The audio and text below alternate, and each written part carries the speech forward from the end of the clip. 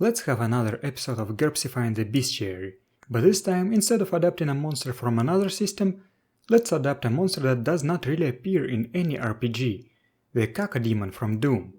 I love Doom and I have been playing it rigorously for years, so this thought has crept into my mind multiple times, but I have never gone through with it. The Cacodemon is D&D related, because it was based on the head of the Astral Dreadnought from the Manual of the Planes. However, there is a problem. While this monster is adorable looking, it is very boring. So let's try to adapt it to GURPS and make it more interesting. The first question is, which Cacodemon?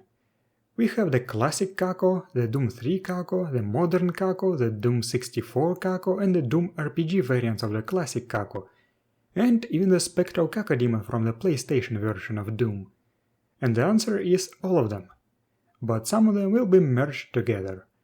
I also have to ask myself another question, because I will still be converting them in the context of D&D style games. How do they fit into the D&D cosmology? The demon is in the name, so I will make them demons, but what kind of demons? If you are familiar with the D&D Bestiary, then you probably know that there are 4 main groups of demons: Tanar'ri, including the Spider Fiends, Obiriths, Lomara and Elemental Demons. But there are also many demons that do not belong to these groups. The Cacodemon does not look like a maddening abomination, so it's not an Obirith. It is not an incorporeal spirit, so it's not a Lomara. It is not tied to the elements, so it's not an elemental demon. So I have only 2 options, a Tanar'ri or an unaligned demon. I will choose the latter, because I actually probably will rework the Tanar'ri abilities a bit, and I don't think it's a good time to do it right now.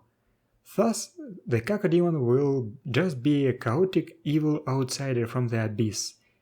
I will assign them to Layer 100, the Barrens, an enormous expanse containing ruins of all past and future civilizations, ruled by the demon lord Oblive. Now let's start working on the stat block, starting with the body. I'll use a classic Cacodemon as the base now. What do we have here? First, it's slightly larger than a human and round. GURPS basic set says to increase the size modifier by 2 for spherical beings, so let's make it size modifier plus 3, like a beholder. It is strong physically, but weaker than its size would indicate. It is tough, clumsy, slow and not particularly bright. Let's also give it height bound. Can we see any arms or legs? Nope. Let's add no manipulators and no legs aerial. It only has 1 eye, and a big one at that, so let's give it 1 eye and a quirk that will reduce the penalty to target the eye by -2. That should be fine. It also has a huge fanged mouth, so let's give it fangs and Born Biter 3. Now, what about hit locations? How do you make a giant floating head? Easy, you make it a floating torso. I'll give the Cacodemon injury tolerance, no head and no neck. It still has vitals, but they probably require a physiology demon's roll to target. The Cacodemon is probably able to see in the dark, so let's give it infravision. Why not? What about natural armor? The classic Caco is more or less uniformly covered in red skin or whatever it is. But let's take some inspiration from the modern design of the monster and give it some armored chitin plates, from the front and from the sides, and from the top. Instead of buying DR piecemeal, from the front, left, right and top, I'll buy overall DR and give it a nuisance effect, so it does not protect back and underside. This is going to be much cheaper and will accomplish the same thing. Let's give it DR 5. This is quite substantial for low-tech games and will force the characters to exploit the weak underbelly and back. The horns are just for the visuals. They serve no mechanical purpose. Let's also give it 2 levels of nictitating membrane. This will make it less vulnerable to eye hits, but will keep the eye as a tempting hit location to target. What about the metabolism? The D&D demons do not need to eat. However, this varies from book to book and from edition to edition, at least for sustenance. So let's give the Cacodemon does not eat or drink. However, the lore snippets from Doom 2016 indicate that the Cacodemons are driven by the need to feed. So let's give them uncontrollable appetite flesh with a self-control number of 9. This will give them some motivations to be mean to the player characters, and will give the players another weakness to exploit. They do not need to sleep, but they do need to breathe, so let's give them doesn't sleep. Demons can live forever, so let's also add the unaging for 15 points. Speaking of metabolism, what about poison? D&D demons are all immune to poison, but I do not really like that. Let's downgrade immunity to resistant to poison plus 8. Here's another minor feature. Do you remember that the Cacodemons have blue blood? I think it would be great to give them unusual biochemistry. In the context of low-tech games, of course, it will apply not to drugs but to alchemical elixirs. Now, let's finally deal with the special abilities. The first one that should be tackled is flight. How does a Cacodemon fly? I wanted to give them flight with a lighter than air limitation, but the lore snippet from Doom 2016 says that their flight is psionic in nature. So let's give the Cacodemon some psionics. GURPS psionic powers has the levitation ability, but I do not want to use it. Flight is the Cacodemon's only mode of movement, so if it fails a roll to maintain levitation that it would have to roll every minute, it would fall. I don't want that.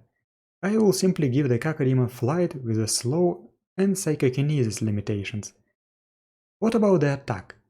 The Doom 1 and 2 manuals say that they spit ball lightning, but the modern lore says that it's psychoactive narcotic bile that still sort of looks like a ball of lightning.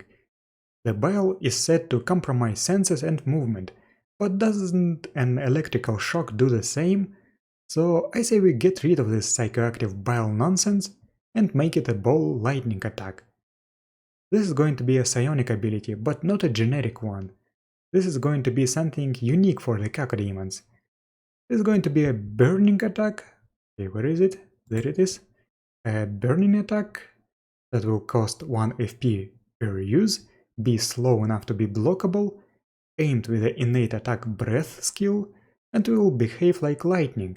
It will have the arcing surge enhancement and a stunning side effect.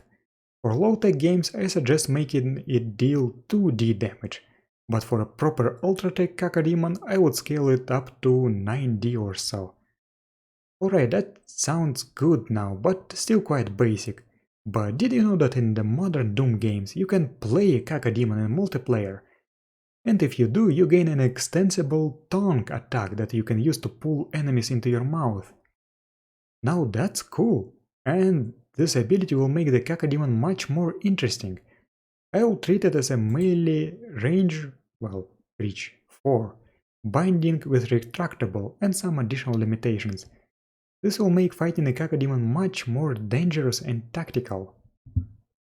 Now let's add some disadvantages. First of all, monstrous appearance. Bloodlust, bully, callous, impulsiveness, sadism, selfish. These disadvantages are basically required if you want to represent the D&D chaotic evil demon mentality. What about vulnerabilities? I'd like to add vulnerabilities to holy and axiomatic weapons. And you know, that's a bit too cheap. The Cacodemon is only 3 points total. Let's add him electricity resistance, DR 20 against electricity. It's an electrical demon after all. I use some house rules for elemental DRs, so it might not look exactly what you can see in the published GURPS books. Then let's add some skills. I think I'll only give it brawling and innate attack breath. The Cacodemons are not very skillful. And we're done! The racial template costs 68 points, and your typical Cacodemon has a point total of 88 points if you include skills. A demonologist should be able to summon these with the Summon Demon spell. So how do you use the Cacodemon in a game? They are not very flexible in that regard, this is just a combat brute monster. As a player, you should exploit proper positioning, softer hit locations, and be wary of the tongue grab, that's it. Now that we have our base Cacodemon, we can make variations. The first one is a Spectral Cacodemon that you can, or can't, see in PlayStation Doom. This is a very simple variant. I could have just used the photo refraction ability from GURPS Psionic Powers, but due to not wanting to bother with skill rolls, I will simply make a standalone ability based on invisibility with Affect Machines, Fringe and Ergokinesis modifiers. Then let's just scale the base Cacodemon down to get a weaker Malwrath from Doom RPG. We will just have a weaker, smaller version to send against less experienced player characters. Then let's do the same in reverse, and get the stronger Wretched from the Doom RPG, to get a more dangerous variant to send against powerful Delvers. Then we have two more variants that are much more different from the basic one. The Doom 64 Cacodemon, let's call him the Fiery Cacodemon. It seems to be smaller than the normal Cacodemon, so let's just use the Malwrath at the base. The Fiery Cacodemon spits fireballs instead of lightning, so let's change the Belch Lightning attack to Belch Fire. Let's also replace electricity resistance with fire resistance. This monster seems more leathery, but I would like to keep the chitin plates with non-uniform armoring of the body. Now let's address the elephant in the room, the arms. I'll have to remove the no manipulators disadvantage and add sharp claws. Finally, I have to make a Doom 3 Cacodemon. It looks significantly different, so let's call it the Aberrant Cacodemon. First of all, I think that this one is much less toothy, so let's downgrade fangs to sharp teeth. It does have some tentacles hanging from the bottom, but I think that those are not functional, so I'm not giving it arms. This Cacodemon also have multiple eyes, so let's remove one eye and give it peripheral vision. The eyes are also small, so let's remove the big eye quirk, and also let's remove nictitated membrane. Just like for the Fiery Cacodemon, let's replace this one's attack with a fire attack and electricity resistance with fire resistance. Now, this monster definitely does not have any rigid natural armor, so let's give it DR3 with tough skin. However, can you see its brain there? Let's give it the DR and nuisance effect that makes it irrelevant for vitals hits.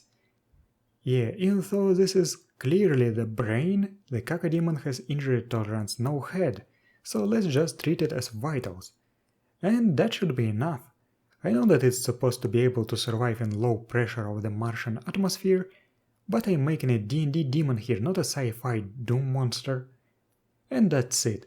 As you could see, I turned a Doom monster into a D&D monster and then into a GURPS monster, then made 5 variations. I am satisfied with the result. Thank you for watching and I'll see you next time.